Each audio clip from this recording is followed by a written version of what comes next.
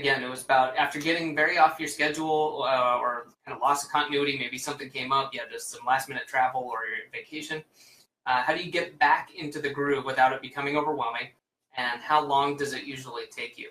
So this is a really good question. I personally identify really strongly with this because I know that on top of this question directly about after it, there's also issues when traveling. Like, well, maybe you're business traveling, but you still don't have enough time. You're either not in your familiar environments, or you've got these things that are normally taking up periods of time when you would be really productive. Say you're going to an event or you've got meetings. So there's that aspect too, but let's just focus on afterwards.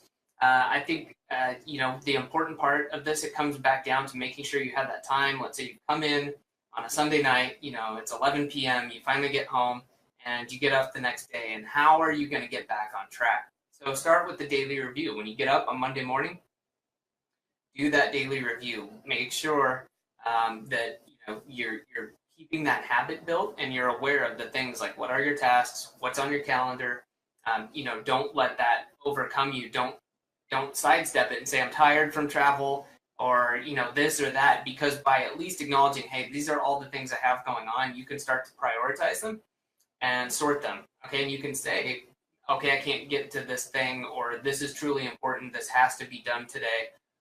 Because a lot of this after that point becomes really subjective. Some people take maybe just that first day back, it's tough for them, or some people just get right back into it and they can go full bore. I know for myself, generally the first day after travel and coming back, I start to fade off pretty quick in the afternoon.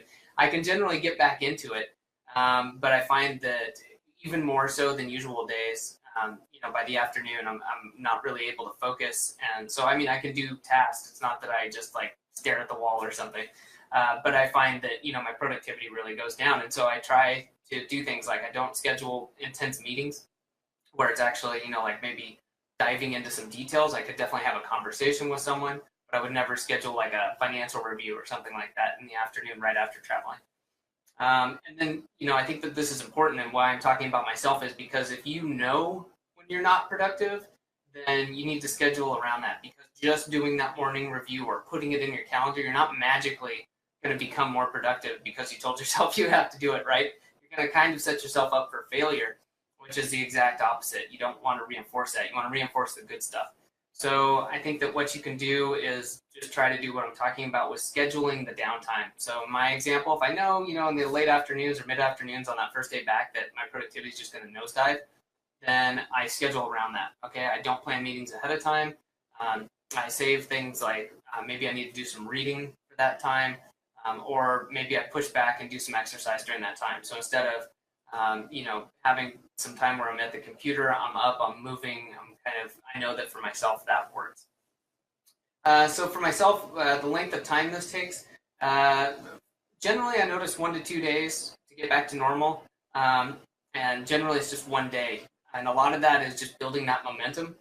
So this kind of goes back to ideas on being productive instead of, there's two kind of ways of doing this, like the eat the frog method, where you get the biggest and most important task and you get it done right away, or you build the momentum. And for myself, in this case, after I'm coming off of travel, I wouldn't try to tackle the most important, or necessarily, I wouldn't try to tackle the important, but I wouldn't maybe take the biggest task. I would want to build that momentum back up, since I know that I've kind of, I'm off course a little bit. I need to get back into it. And so I want to build that momentum so I keep going.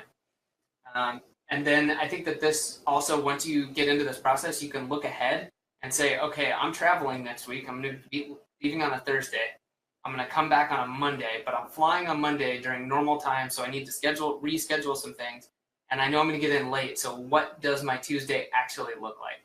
And being smarter about that, instead of saying, oh, I'm just going to keep my Tuesday schedule the same, right? If you do that, you're going to set yourself up for a rough day when you could have maybe moved a meeting or two around. You could have gotten some work done ahead of time and cleared out some time for whatever it is you need to do, exercise, go to the grocery store to make sure you got the food to eat.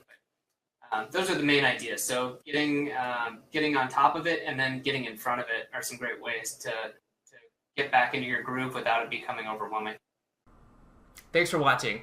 You can stay up to date by subscribing right there. If you'd like to come join our free Facebook group about process, automation, productivity, all that good stuff, you can do that right there. Just answer the few quick questions and you'll be in.